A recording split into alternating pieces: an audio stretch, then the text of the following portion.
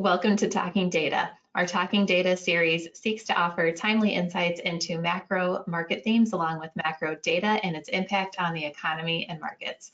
I'm Kristen Radosh of Arbor Research and Trading, and I will be your host.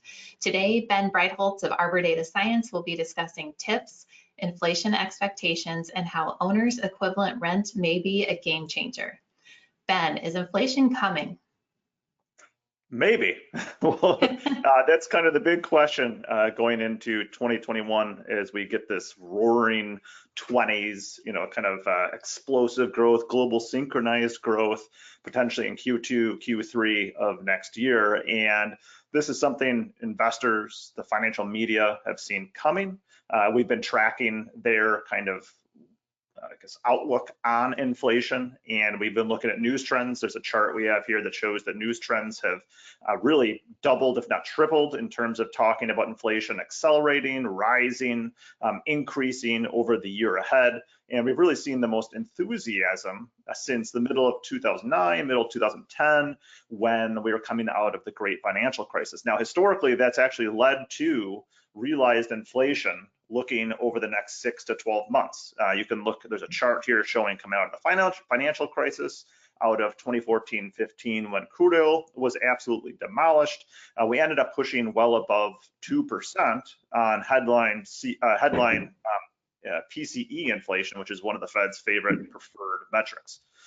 Now, the big issue though is across the globe, we're gonna have these base effects. And I've joked that really calling for higher inflation in 2021 is the easiest and safest call a pundit and economic forecaster can make right now. And that's because this trough that we saw in April and May with prices getting absolutely destroyed across many different avenues from apparel to autos to OER now, which we'll talk about here a little bit later. And with that base effect, as we move towards April and May, if you just look at a simple time series forecast of PCE, in this case, I'm looking at core inflation, we would see year-over-year changes rise to about 2.4 to 2.5%, just if we return back to the normal trend we have been in since 2015, 2016.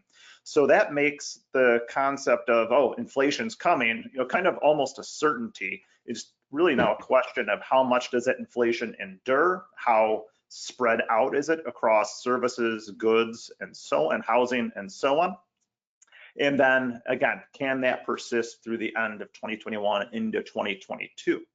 So as I said, this is a global phenomenon. We're seeing 10-year inflation break-evens, inflation-linked bonds, notes and bonds exceed CPI year over year across all developed economies. There's a chart here that shows right around 85 basis points is that spread, again, between here tips break-evens in the US and then inflation-linked overseas from Australia all the way up to South Korea, exceeding CPI. So this is kind of a ubiquitous expectation. This fits in line with what we've seen with a lot of the flows going into the commodity space and in the equity space into industrials, materials, energy, and the like. It's kind of a setup for this global synchronized growth. It's very akin to late 2016, early 2017, and we'll see if that is an eventuality. The common thinking right now is that we'll get about a 3.5 to 4% boost just thanks to vaccines to world GDP. So, inflation is certainly in the mind that with the supply constraints we've seen, we could see a rise in prices. So investors have dove in essentially into tips. They've seen pretty strong flows. We'd like to measure them on a rolling 1-month basis relative to nominal treasuries. In this case, we're looking further out the curve, intermediate to long end maturities. And tips have outperformed on a flows basis by almost 9 billion, and for a period it did by 9 billion just recently through, I think, the middle of last week or so. So investors are heavily preferring inflation expectations, and they've been rewarded with that. If you look at 10-year TIPS break-evens, the reward to risk ratio, or the Sharpe ratio, over the past 6 months briefly touched above 3 to 1, which is quite exceptional. We've only seen that 3 separate times since the financial crisis, and the issue is that the 3 times that occurred was more or less a peak in tips break-evens, a peak in inflation expectations. So the big question now is, we've gotten 5s, 10s, 30s, getting close to 200 basis points on tips break-even basis. Now, are we going to see enough momentum to take us above that 2% threshold, which is kind of the Fed's line in the sand? And it's going to have to do, tips break-evens and inflation expectations are going to have to do something they haven't done, which is sustain some pretty terrific performance looking ahead into 2021. A lot of the indications that equity investments, risk assets in general, are kind of attaching to this inflation story are showing up.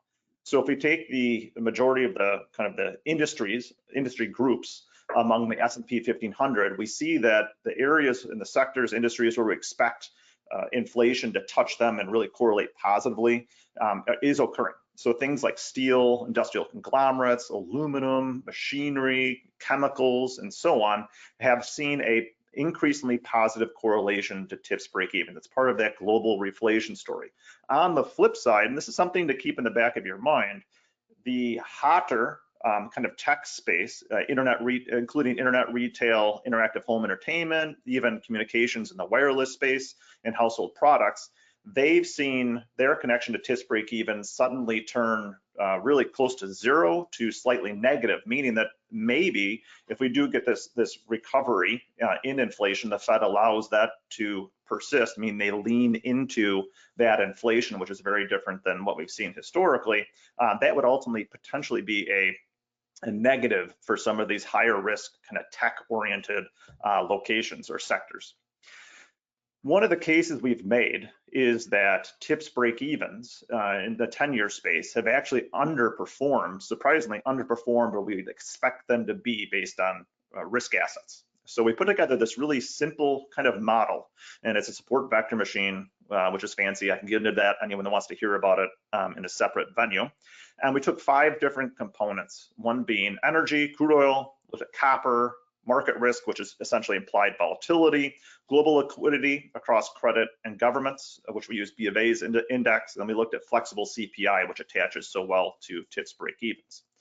And if we look at out of sample results for where 10-year tips break-evens should reside, they say they should be as high as 220 basis points by now, but we're somewhere around 190, 185 basis points. So we have roughly this, 25, 30 basis point underperformance. And the big question is, why is that? Why haven't tips break-evens kept up with other risk assets that are really projecting this Goldilocks scenario next year for growth and the vaccine and fiscal stimulus and so on?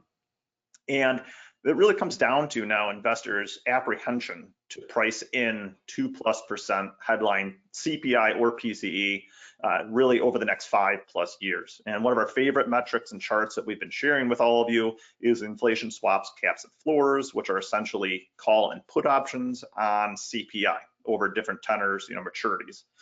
And in this case, we've been looking for the 5-year to follow along with the 10-year and 30-year to expecting and pricing in headline CPI above 2%, which means we need a 50+% probability using these premiums between the caps and floors from inflation swaps. So right now, the 5-year space is right on the fence at 50%. And this is kind of one of the last steps that we need to see, that we believe we need to see in order to get an inflation premium. We have better than 65% of economies growing across the globe. That should continue to improve.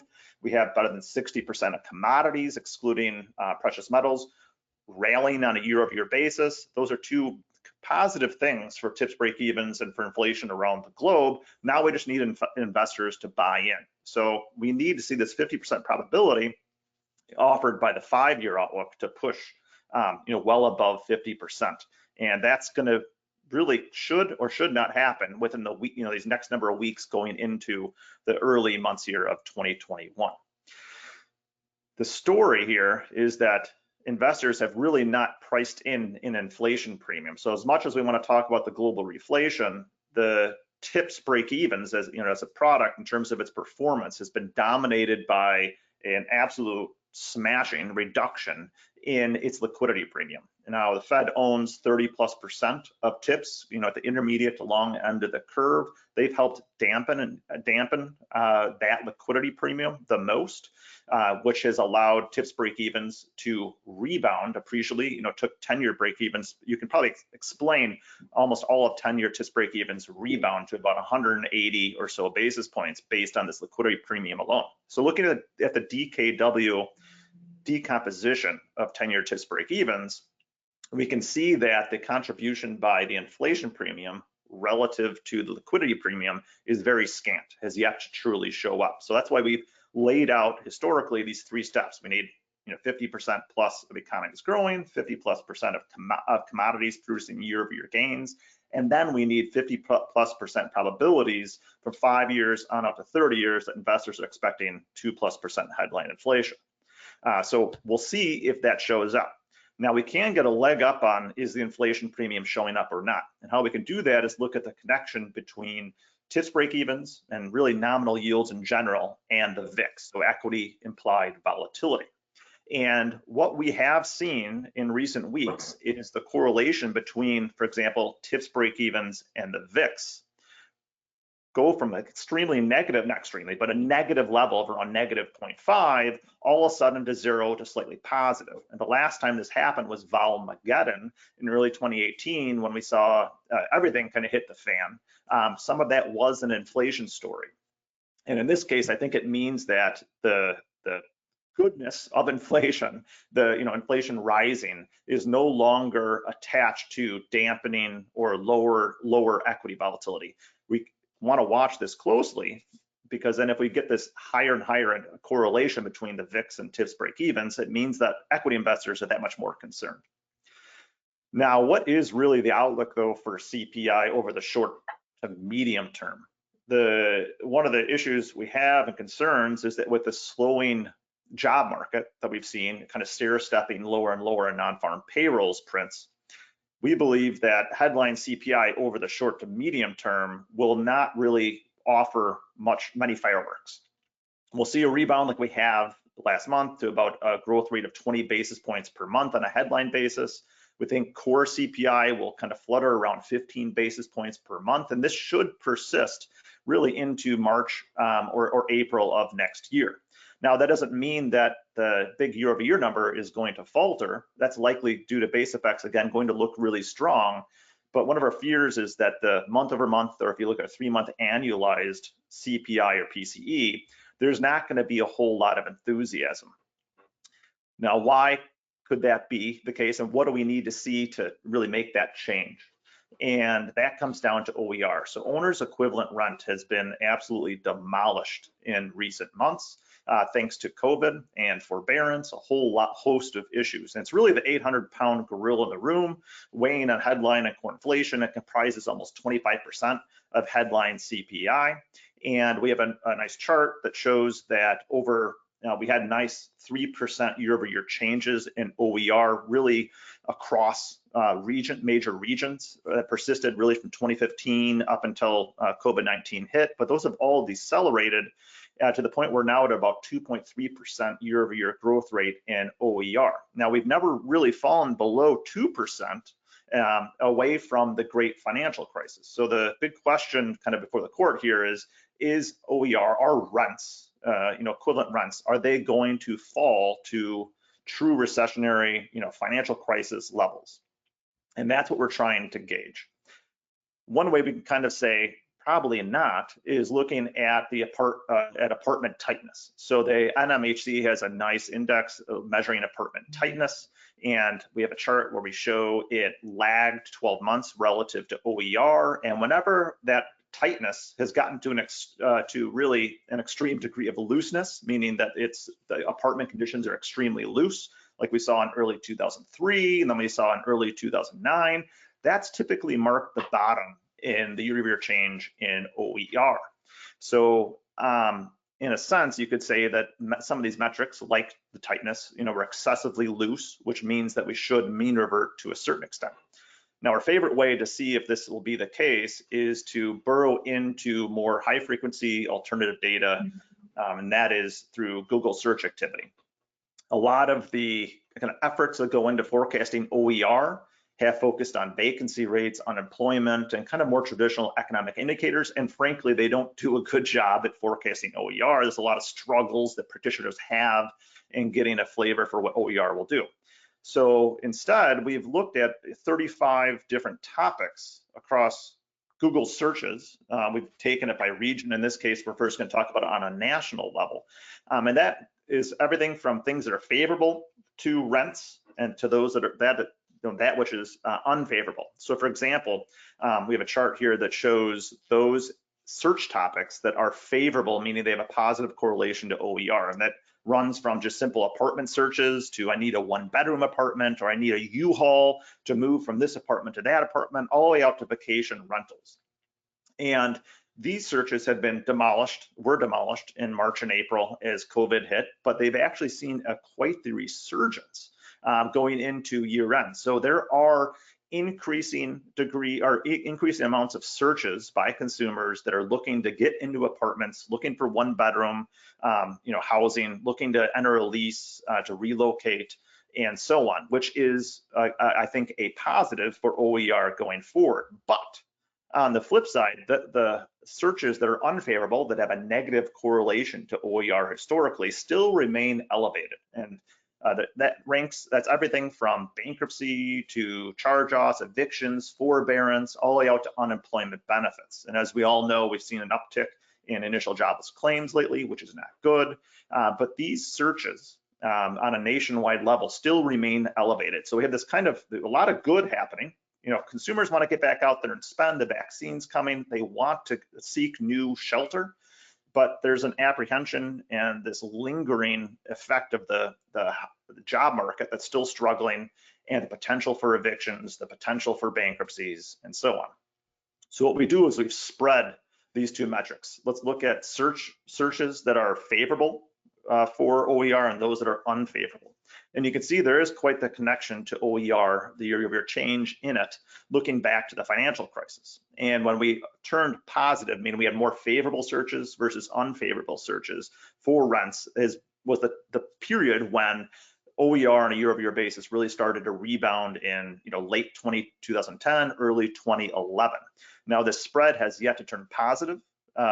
Going through, this is through this month, December, we're still at -0.7 on a z-score basis, and we want to see that turn positive. If so, we become enthusiastic that TIPS break-evens across the curve, 5 years on out, should rally or widen above 200 basis points. So lastly, we put together a fancy model for those that like the kind of geeky side. We've taken these 35 different rent-related search topics, and we've put them into a random forest model to say, what should OER do in terms of its year-over-year rate over the next year? Should it rise or will it fall? And the probability as of now is right around 41%. And that's come screaming back as we've seen in November and December, the improvements in these rent-related searches, and kind of still the dampening a little bit in the unfavorable. And here we're looking for a 50+% probability yet again to show that this inflation story, inflation is coming, has true inertia, will be here to stay. CPI and PCE will continue to show average to above average readings going into the end of 2021, 2022, instead of this ho-hum, 15 or so basis points per month. We'll be updating in the weeks ahead, or really days ahead, how we feel about different regions, trying to tear down, find how is California doing, how is Washington, New York, Chicago, and what does that mean ultimately for how quickly we can get a flavor for when OER is bound to turn. Because I think that is going to be one of the key metrics for all of us that are in the TIPS break-evens inflation expectation space in order to see a continued strong return. Remember, Sharpe ratios are all the way up to 3 to 1. They don't usually sit there, but for them to do so, or even see pretty moderate gains, we're going to have to see OER right the ship. Again, 25% of CPI, and it looks like that's begun. Let's just get some confirmation with some of these higher frequency metrics. And that's kind of the story, Kristen, in a long-winded way. Inflation is coming, maybe, but I think we really got to watch this higher frequency data to get a flavor. And there's some opportunities here going forward. I'm just a little apprehensive given the strong performance we've seen over the past 6 months. Well, thank you, Ben, for your thoughts today. We appreciate it. And thank you to our audience for joining us. As a reminder, Arbor Research and Trading is an institutional research and brokerage firm that produces innovative research across a broad range of global fixed income, equity, currency, and commodity markets. Bianco Research and Arbor Data Science are our two most prominent research offerings. For further information on Arbor Research, Bianco Research, and Arbor Data Science, please contact Gus Handler at gus.handler@arborresearch.com.